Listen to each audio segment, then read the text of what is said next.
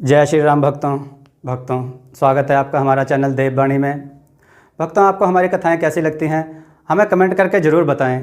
भक्तों, हमारी कथाओं को लाइक अधिक से अधिक करें, इन्हें शेयर करें और हमारे चैनल को अधिक से अधिक सब्सक्राइब करें। भक्तों, आपसे एक गुजारिश है, हमें इंस्टाग्राम पर फॉलो करें जिसका लिंक डिस्क्रिप्शन में दिया गया है। तो चलिए शुरू करते हैं आज की कथा। जय श्री राम भक्तों, सवालों की श्रृंखला में आप सबका स्वागत है। आज का प्रश्न है, भगवान भोलेनाथ पर किस फूल का चढ़ाना वर्जित है? अपने उत्तर वीडियो में कमेंट करके अवश्य दें। चलिए आज की कथा श्रवण करते हैं। आज की कथा है एक चतुर औरत और व्यापारी का पुत्र तथा राजा। आइए कथा श्रवण करें। एक बार की बात है, किसी देश में एक व्यापारी का पुत्र जो कि बहुत ही धनवान था वहां पर रहता था। उसके दिमाग में एक बार ऐसा आया कि वह किसी राजा के महल के सामने अपना एक ऐसा महल बनवाए जो उस राजा के महल से कहीं ज्यादा शानदार हो और कहीं ज्यादा बढ़िया हो। उसने ऐसा ही किया। वह एक दूसरे देश में गया और वहां के राजा के महल के सामने एक बहुत ही शानदार महल बनवाया। जब उसका वह महल बन गया तो उसने उस महल के सामने बड़े बड़े अक्षरों में लिखवा दिया कि धन ही ईश्वर है। जब उस देश का राजा अपने महल से बाहर निकला और उसने वह महल देखा तो उसने तुरंत उस व्यापारी के पुत्र को बुलवाया।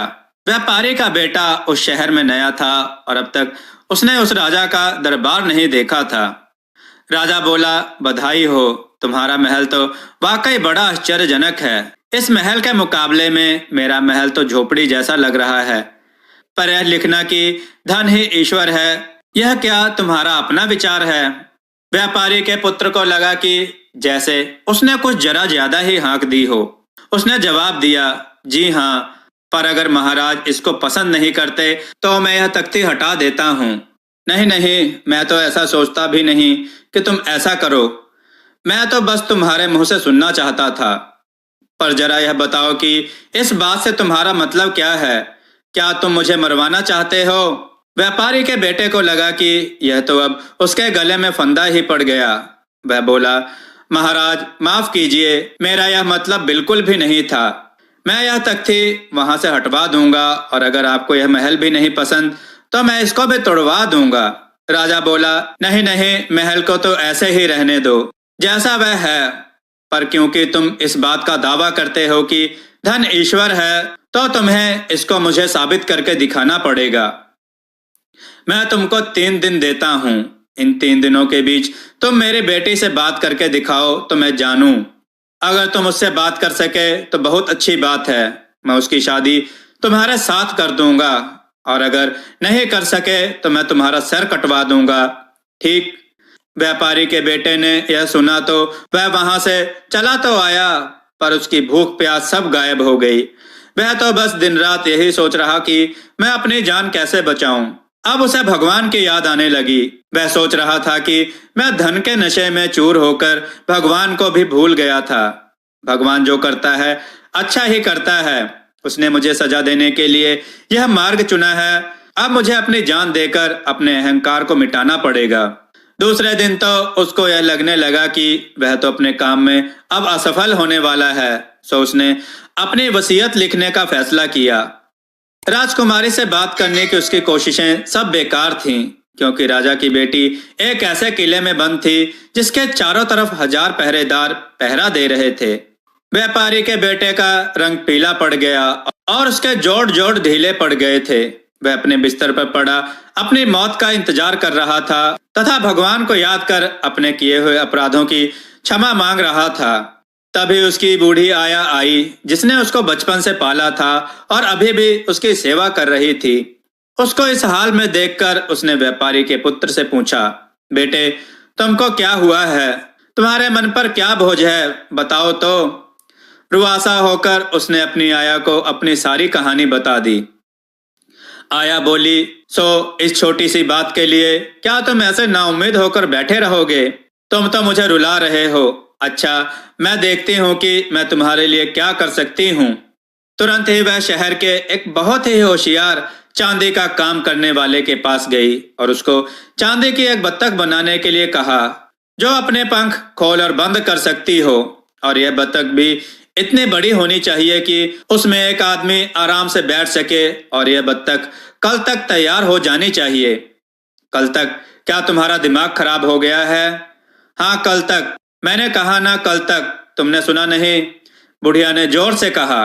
कहकर आया ने सोने के सिक्कों का एक थैला उस चांदी के काम करने वाले की तरफ फेंका और बोली, दोबारा सोचना, यह तो केवल पेशगी है।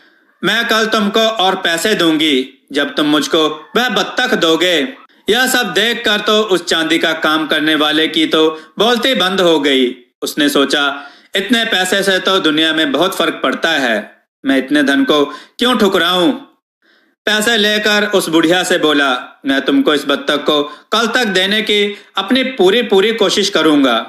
अगले दिन बत्तख तैयार थी। उस चांदी का काम करने वाले व्यक्ति ने रात दिन काम करके एक बहुत ही सुंदर बत्तख तैयार की और उस बत्तख को उसने उस बुढ़िया को दे दी। बुढ़िया आया व्यापारी के बेटे से बोली, अपनी बांसुरी ले लो और इस बत्तख के अंदर बैठ जाओ। मैं इस बत्तख को लेकर बाहर निकलती हूँ। जब हम सड़क पर पहुंच जाएं, तब तुम अपनी बांसुरी बजाना शुरू कर देना। व्यापारी का बेटा उस बत्तख में बैठ गया और वह बुढ़िया उस बत्तख को लेकर सारे शहर में चक्कर काटती रही। वह बुढ़िया आया उस बत्तख को एक बहुत ही खूबसूरत रस्सी से बांधकर खींच रही थी और वह व्यापारी का बेटा उस बत्तख में बैठा बांसुरी बजाता रहा। यह तमाशा देखने के लिए जल्दी ही चारों तरफ से लोग सड़कों पर इकट्ठा होने लग गए। शहर में कोई ऐसा आदमी नहीं था जो ऐसी आश्चर्यजनक बत्तख देखने के लिए बाहर न आया हो। अब यह खबर किले तक भी पहुंची, जिसमें राजा की बेटी बंद थी। उसने अपने पिता से पूछा कि क्या वह भी यह आश्चर्यजनक चीजें देख सकती है। राजा बोला, उस सुंदर व्यापारी के बेटे का 3 दिन का समय कल तक पूरा हो जाएगा। उसके बाद तुम बाहर जाकर उस बत्तख को देख सकती हो। पर राजा की बेटी ने सुन रखा था कि वह बुढ़िया कल वहां से चली जाएगी। यह बात जब उसने राजा को बताई तो राजा ने उस बत्तख को किले के अंदर ही बुलवा लिया ताकि उसकी बेटी भी उस आश्चर्यजनक बत्तख को देख सके। यही तो वह बुढ़िया आया चाहती थी। राजकुमारी के कमरे में अंदर पहुंचकर जैसे ही राजा की बेटी उस चांदी की बत्तख के साथ उसमें से निकलने वाले संगीत का आनंद लेती अकेली रह गई कि बुढ़िया आया उस बत्तख को वहां छोड़कर खिसक ली। अचानक बत्तख के पंख खुले और उस बत्तख में से एक आदमी निकल पड़ा।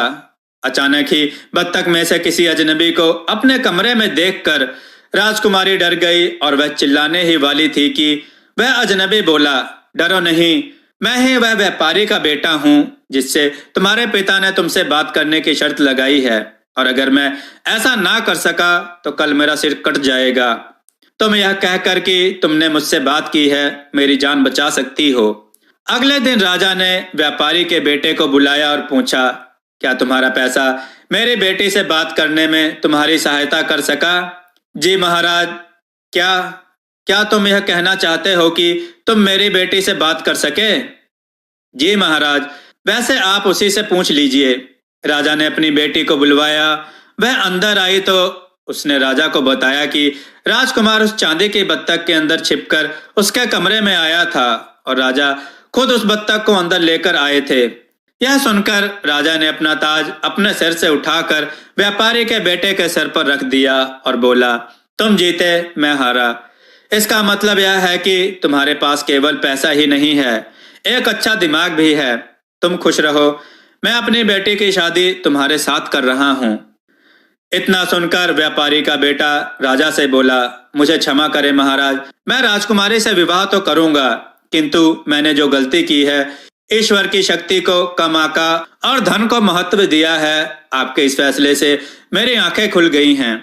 आज के बाद मैं धन को कभी सर्वोप्रिय नहीं मानूंगा। ईश्वर ही सर्वशक्तिमान है। दोस्तों, आपको यह कथा कैसी लगी? अपने विचार और सुझाव कमेंट में जरूर दें। हमारी कथाओं को लाइक करें, हमारे चैनल को सब्सक्राइब करना ना भूलें। हमारी कथाओं को शेयर जरूर करें जिससे लोगों को अच्छा ज्ञान प्राप्त हो। जय श्री राम भक्तों।